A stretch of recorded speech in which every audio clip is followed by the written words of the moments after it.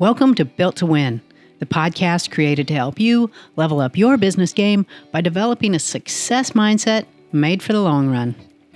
In this episode, Neora co-founder and president Amber Olson Rourke and executive VP of business development Dave Fleming share their insights into the art of managing disruption.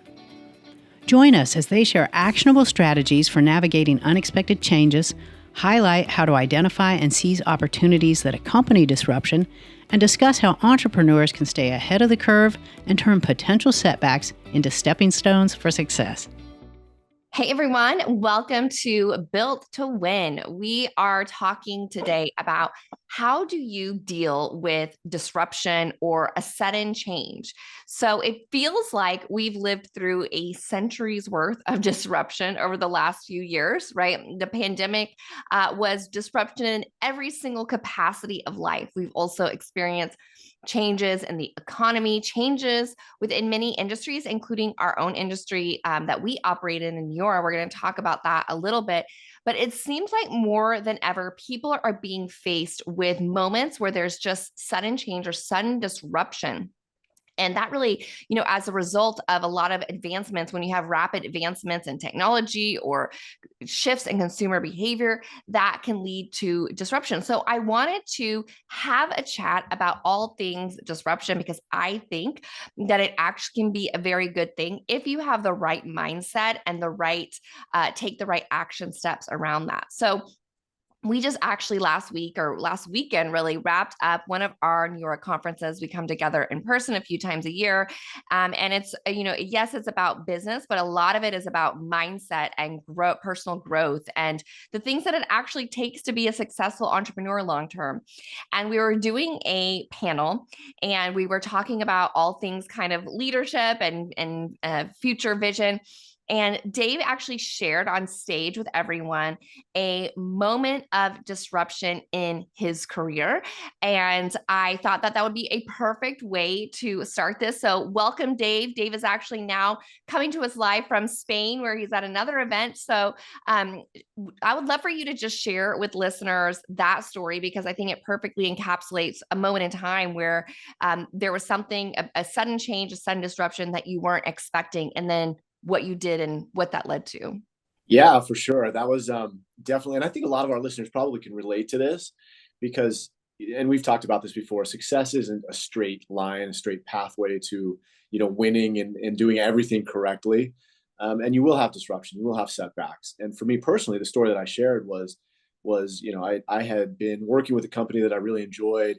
I got a call from a headhunter, a recruiter, to go to another company that was in a really pivotal point of their progression. And they saw a lot of things that they wanted me to come do with them, talking about technology and, digital transformation and really modernizing this company. And on paper, it looked like the perfect fit.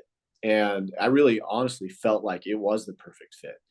And then when I got there, realized that, a lot of things that they said they wanted to do in the interview process, meeting the board and all these things, well, that wasn't maybe what they wanted to do in real life. I think what they really, really wanted was to keep doing the things that they'd always done, but maybe put a different spin on it or maybe do it just slightly differently. They didn't really want to commit to the change that needed to be done.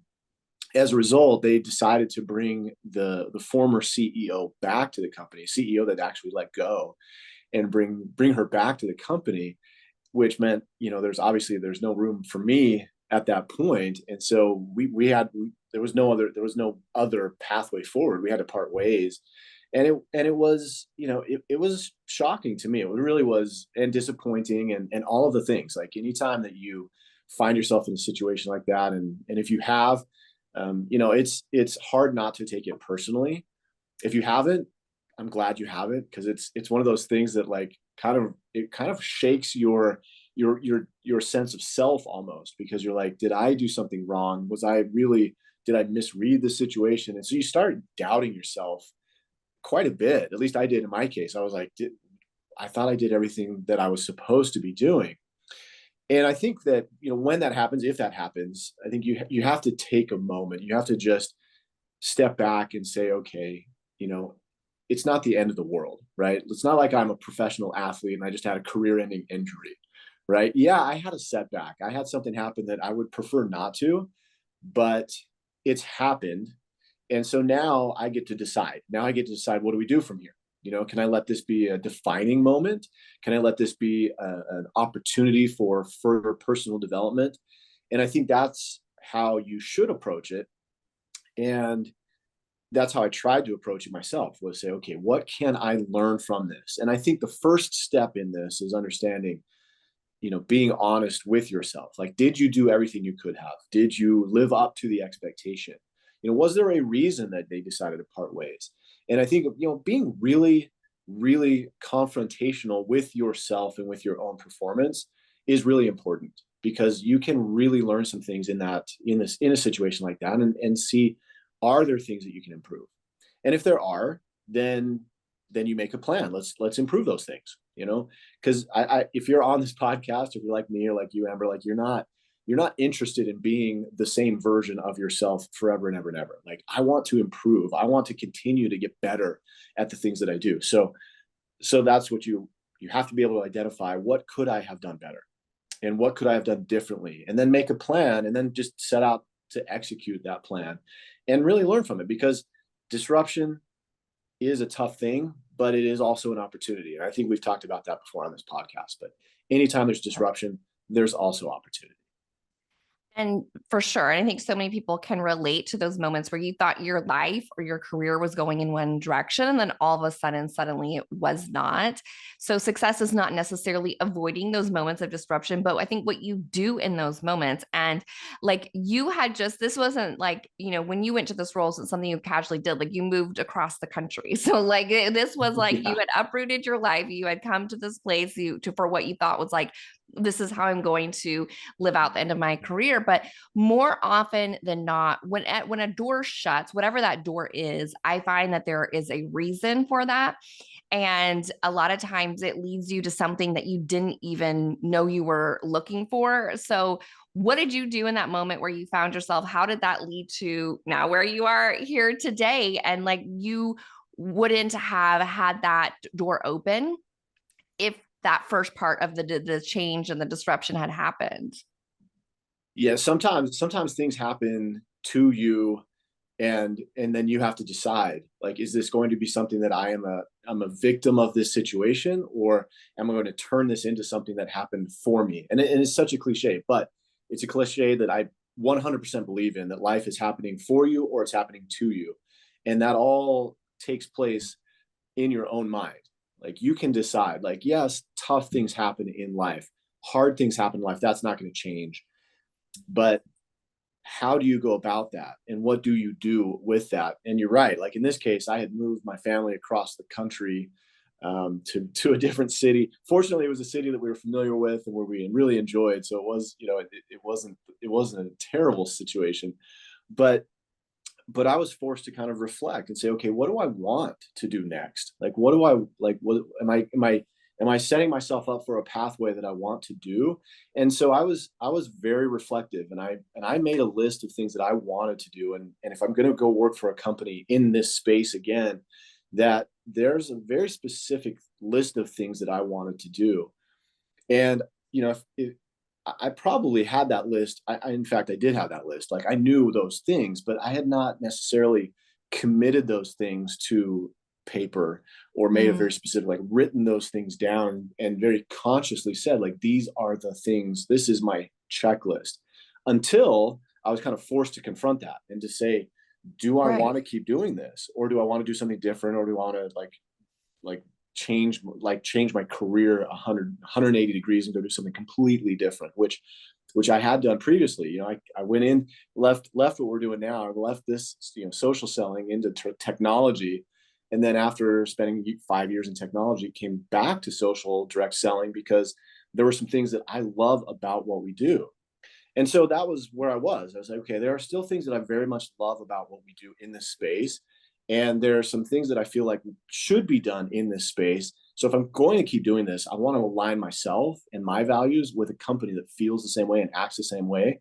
And that's, like you said, when one door closes, another opens. That's exactly what happened here. We hadn't met yet. And then when we did meet, it was like, okay, I was checking things off of my list. Like, okay, I wanted to work with people who were future focused. I wanted to work with people who were like innovative, not just from product standpoints, but innovative from technology and, literally everything that we do in the business. And so, I wouldn't have had that opportunity, but for something that happened and kind of forced that opportunity.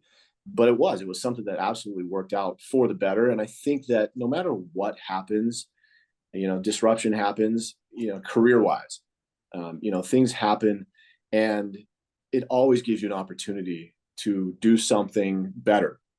And maybe that doesn't necessarily mean exactly the way you thought it would be, but I think, every time that you take an opportunity to learn from something, then it does give you that opportunity, and you have to be open to being ready to do something a little bit different than you might have originally anticipated. But when you do, it sure makes that experience so much more enjoyable and so much more rewarding.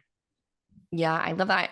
And I love like the specifics that you gave of what you did, because I think it is so important in those moments to take the time to be reflective, right? We're seeing this now somewhat in our industry where are these forced moments of disruptions where companies are deciding to go just straight affiliate, which, I think is a terrible idea, but I can get into that in a different time. But anyway, and so they're putting the people representing them in a forced situation where they have to decide what's next for them. And I see so many people, instead of taking the time to reflect like you did on what they actually want in their next season, because that can be such a gift to have that kind of forced reflection, like you said, to know what your list is. What are your 6 things? What is this giving you an opportunity? There might be something about where you were, or there might be something about what you were doing in life at that moment the disruption came that you would like to actually change. But if you don't take the time to reflect it, more likely than not, you're going to end up back in the same situation, right? They say the definition of insanity is doing the same thing, expecting different results. It's like, we don't know what we want to be different until we actually take the time to reflect on it. And having, there's a natural tendency, of course, as a human nature, when something is taken away from us, where we turn to fear, and we have this fear, frantic energy, and it takes over. And then you end up making a decision that is not necessarily in alignment with what you truly want in the future, but what was just in front of you in that moment, or what other so-and-so was doing. And so my tips would be, whenever you find yourself in these moments, maybe you lost a job, you're forced to change careers. There's, some kind of situation we've talked about, like divorce, and on this podcast, there's things that happen where literally your life trajectory is altered. Some of the top tips that I have is to give yourself the grace and time. Like, that is the biggest gift you can give yourself. Is to give yourself the grace to feel all the emotions, and to give yourself the time to have that reflection. Number 2 would be reflecting on what success actually looks like in this next step, in this next chapter. And it's okay that looks different than it did in previous chapters. As we, evolve, and as what we want out of life evolves, it's okay to redefine what success looks like. My 3rd tip would be to lean into your faith, whatever that is. I think that when you're in those moments where you're really seeking answers and clarity, if you really lean into that, you can get a lot of discernment and peace. And the last one is asking for help and reaching out to the people that know you, the people that you trust, and asking for their help and their guidance. And I found that if you approach these situations with the right kind of mindset, they can actually be a catalyst for a metamorphosis that maybe you didn't even know that you needed. So Dave, what are your thoughts on that, that time period, and how kind of transformational it can be? I mean, if you let it be, it can be wonderfully transformational.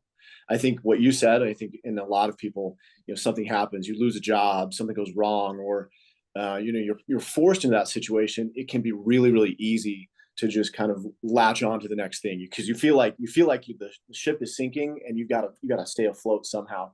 Right. And and that's totally understandable, because if you are maybe you're not in a position where you can just wait around for the right opportunity to open itself to you. I totally get that too.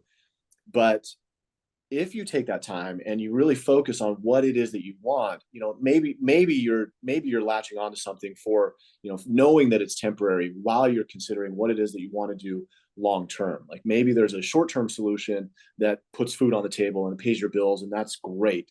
But long term, you're looking for something that is more aligned with your principles, more aligned with who you want to be. It's kind of that the example of the caterpillar metamorphosizing into a butterfly, right? It's hard work and it doesn't feel good. And you would not expect this to become that. And I think so many people get stuck in their caterpillar phase because they don't want to go through that metamorphosis, because it is hard, and it is difficult to do that. But I love the list that you gave, like those 4 points. I think that, I definitely did the same thing as I was going through my decision of what I wanted to do.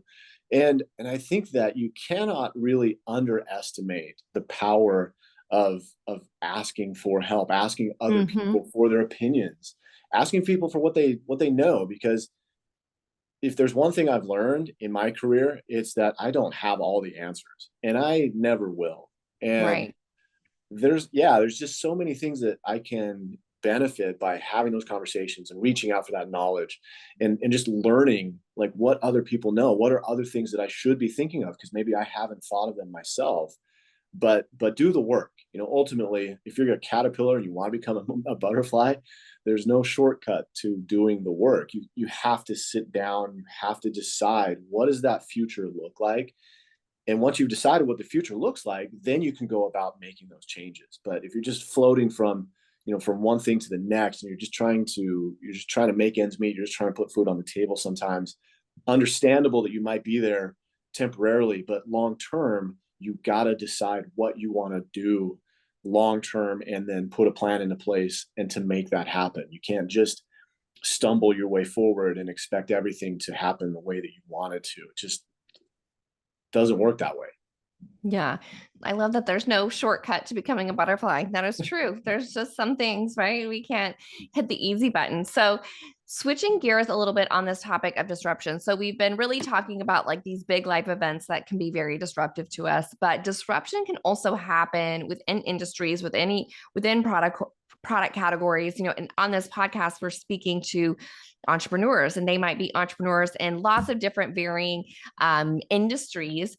And so as an entrepreneur, you want to ensure that you are keeping ahead of any kind of trends that are disrupting the way people are experiencing your product, wanting to consume your product, just really anything that would change the demand for what it is that you are offering, whatever it is that you're selling. I always like to use the Blockbuster example because I think it's a really good one. And it's like, people didn't stop consuming movies. They started changing how they wanted to consume those movies. And if Blockbuster had been watching this change in how people were wanting to consume any kind of media, they were obviously in the winning position to move there first, but they were really set in their ways. And as an entrepreneur, when we create something, right, it is very understandable that we are so in love with the baby that we created, the thing that we created, that we can get this tunnel vision and not really be open to understanding and seeing how things are shifting, what dynamics are shifting, trends are shifting. So what are your thoughts and advice for an entrepreneur on what they can do to ensure that what they're offering, what they're bringing to the marketplace is on the right side of disruption, and then where things are headed in the future? Man, that is such a valuable question. And when I was in Silicon Valley, disruption was like this magical word, and everybody was trying to disrupt something. And it was actually a really cool environment to be in, because everybody was looking at everything critically and saying, how can we do this better? Why do we do things this way? And as a result, you see companies come out and they're disrupting. Airbnb came out and disrupted the way that hotels work. It's like you're renting a home or even a room from somebody. People don't stay in hotels. Uber came out and they're not taking taxis anymore. And I think that if you're an entrepreneur, if you're a leader of any organization, I think you have to, first of all, you have to be open to acknowledging that disruption is possible. I think too often, and even in our industry, we're seeing companies that they're so dead set on doing things the way they've always been done. Right. And they think they're disruption proof, and they're not. If taxis can be disrupted by taking rides in people's cars, you Yes. know, how safe is your business? Like, it's never as safe as you think it is. Now, maybe there's nobody like targeting the industry saying we are going to disrupt this and we're going to do that. But the cool thing about disruption is that disruption inherently brings opportunity with it. There's Totally. when Henry Ford was building the Model T and saying, I want a Model T in everybody's home, um, you know, there were not a lot of horse and buggy drivers that were pleased with that idea, right? They were going to fight that. They were going to object to that. And it's not like Ford had this rosy pathway to success. And a lot of his success didn't come until after he invented. A lot of people don't realize that he invented the weekend, right? When his manufacturers, his line workers would actually get a day off, and then he would let them buy a car, and they would drive their car on the weekend, and that became the disruption that was needed, because then everybody said that looks pretty cool. And so that's a kind of an old, kind of a very dated example, but that stuff is happening all the time now. Is that companies are doing things, and a lot of times they're doing things the way they were always done, and they're going to keep doing them the way they were always done until something comes along that's better. So as an entrepreneur, as a leader of an organization, I think you need to be looking at everything. I think you need to be honest with yourself and say, Yeah. can we be doing things better? Like, is there a better way? Is there a more efficient way? Um, I, I just finished a book. I read a biography on the Wright brothers, and they were successful not because they had the best design, but because they were open to doing things differently. And they tested and tested and retested, and they were never, ever satisfied with saying, okay, we've arrived. Like, we're done. Right. we Yeah. flew, okay, hang it up. We did everything we wanted to, and we're good. They just kept at it and kept at it and kept at it. And then they set world record after world record after world record. It was just fascinating, because it wasn't that they were so ingenious in their ideas, although they were, but it was those ideas came from the hard work and the diligence of just consistently trying to improve. And multiple times throughout the course of their development, they changed the way that they did it. They started out with gliders, then they went to a motorized motor that was propelling the airplane. So all these things, they were disrupting. They were literally disrupting their own business. And as a leader entrepreneur, I think that you have to mentally be prepared for that. You're never going to be 100% on target. Nobody has ever been 100 out of 100 on guessing the trends right. Blockbuster obviously whiffed on that one, but there are other companies that didn't and took advantage of it. But give yourself a little grace. Like, you're never going to be 100 out of 100 guessing the trends and doing the trends right. But you've got to be open. You've got to Yeah. start with being open. And if you're not even open to change, you're going to miss 100 of them. And Right. that's, you cannot afford to not be open to it. And like disruption can happen not just like in kind of product categories, but even in marketing strategies, right? I see this a lot where people, like, one kind of social media marketing strategy worked 10 years ago. And so like people get laser focused on like, well, this used to work. And it's like, well, that's great. But is it working in the now, right? We always have to look at the now. And if something isn't working, be willing to get curious. Like you said, I think people get a little bit, there's this crazy theory that, or not, research, I forget, I think called the prospect theory, but humans, they are more scared, or they're more focused on not losing than they are gaining, basically is the premise. And so they'll kind of stick to something and say, well, if I stick to this, I won't lose anymore, but I know I'm not going to win anymore either.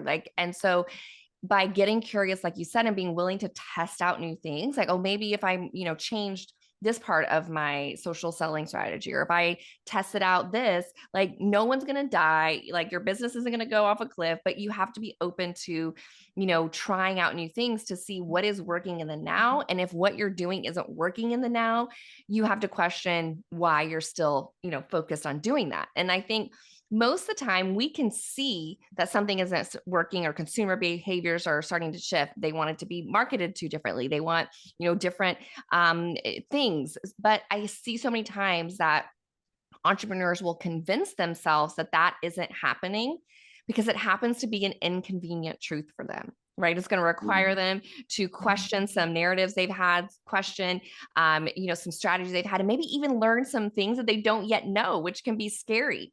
But, the thing is that if you are quick to admit those truths to yourself, then you can start making small shifts in the right direction. And it doesn't have to be overnight. Like you mentioned, you can make small shifts in the right direction and adapt over time. But if you wait so long, too long, and you're so far behind, because it starts to kind of be, when those things happen, it starts to be kind of a split. And the more time goes by, the further away you are from where you need to be. And so then it becomes where it is really hard to catch up. And I think that's, we're actually seeing this in our industry right now, right? Or you kind of mentioned, we're seeing some of big brands in our industry convert to becoming affiliate only. But over the last decade, there has been so many changes and trends in just consumers, right? When people work, they share your product, they want to be paid really well for their personal sales, regardless if they are building a team. Like that's just, I'm using one example from our industry, right?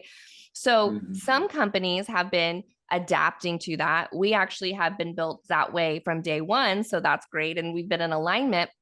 And other companies have simply ignored that. And so now they're very far behind, or, customers really at this point and in the marketing and e-commerce world, customers demand a great customer experience, like as they should, from the shopping to the shipping experience to the customer service, right? And so again, if companies weren't paying attention to that and they weren't working towards that, then they're really far away. That's always been a focus for us. And so when you refuse to shift for so long, that leaves you in a vulnerable position. And then instead of having these like small shifts over time, they end up in this position where they have to create this ultimate disruption and completely change models, which is completely unnecessary. So I think that it is just a great reminder to always be open to questioning how you have done things, always be open to getting curious and trying new things that you're maybe not comfortable with, because that might be exactly what is needed to get your marketing message to hit right, to get your product, in front of the right consumers, to do all of those things that you need to do as an entrepreneur. So Dave, I would love your thoughts on this. Yeah, for sure. I think that's the number one message hopefully people take away, is that you've got to be open to change. A slight course correction is much easier than what you mentioned, like trying to come back from a chasm that you've created. Yes, that's a great way to put it. It's like jumping that creek in your backyard. That's not so difficult as crossing the Grand Canyon, because you let something kind of get away from you. And I think that is so easy for people to have happen in their business. Is they're like something that you recognize a crack. In fact, I was talking to somebody today, and she was talking about how she was noticing cracks in her business and things weren't going great. This was 2019. 2020 happened and her business took off. And 2020 ended and she was going into 2021, and she said all of those cracks that I noticed in my business, they were back, but they were bigger because I had not addressed them, because everything was fine. Right. And so I think, so a couple things from that. One is, if you are growing, that does not mean everything's perfect, and you have to recognize that. Like, growth is great, but it covers a lot of problems. And so you have to be diligent. You have to be willing to look at things, even when you're growing. I tell my team all the time, in terms of improvements and in terms of looking for new opportunities to grow and trying things, like you said, I tell my team all the time, I said, learn cheap, and then bet big, because we don't want to bet big on something we haven't tested yet. We don't want to lose money and change our game. And I think, and it's the example you used of all these companies going affiliate. I think that was such a perfect example of companies betting big on ideas that they had not properly vetted. And unfortunately, the companies have suffered, the people who built those companies have suffered. And it's not a great situation because companies, they let the crack turn into a canyon. And now they're so far away from where they want to be that, it requires this quantum leap of disruption to try to get back there. And it doesn't pan out. So yes, absolutely. Be willing to take a look at yourself, be honest with yourself as an organization, like address those things that you think could be a problem in the future. The reason that we are where we are, and thankfully for you and for Jeff and for Deb that saw the future of where this was and built the business accordingly. So when you can do that, do it, because you'll be better off. Your future self will be grateful that you did. Your current self is going to be fearful of that, but your current self needs to take a back seat to what you need in the future. Your future self will be grateful you did. I love that. So in closing, guys, our message is to encourage you, whether you find yourself in a season where like a big life disruption has happened, you have the tool sets that you need, or you can maybe, share this with somebody that is in that kind of situation, or bookmark it for the future in case you might need it. But if you were an entrepreneur, if you were a leader, the disruption that's happening in market dynamics, that is something that every single entrepreneur, every single leader of organizations needs to be aware of and needs to get curious about, and needs to have their eyes open to be able to ensure that you're not just betting on what always has worked, but you're really future focused and testing and seeing, what is resonating in today's environment. And so get bold, get curious. And I love the learn cheap, right? You're wanting to learn when you have that time to learn and when you have that time to test, and not creating that big chasm, because you're keeping up by having that curious mindset, that learning mindset, and going out there and making sure that you are, being innovative and trying new things and looking at what's actually happened with fresh perspective, and then helping to move your team, your organization in the right direction. So thank you guys for tuning in on another great episode of Built to Win. That was Amber Olson Rourke and Dave Fleming talking about managing disruption. We hope you've enjoyed this episode, and if you learned something from it, please share it with a friend or colleague who you think would also benefit. And if you're new to Built to Win, we invite you to go back and listen to our story from the beginning. You can find us wherever you download your favorite podcasts. And while you're there, please rate us and leave a review to let us know what you think of the show.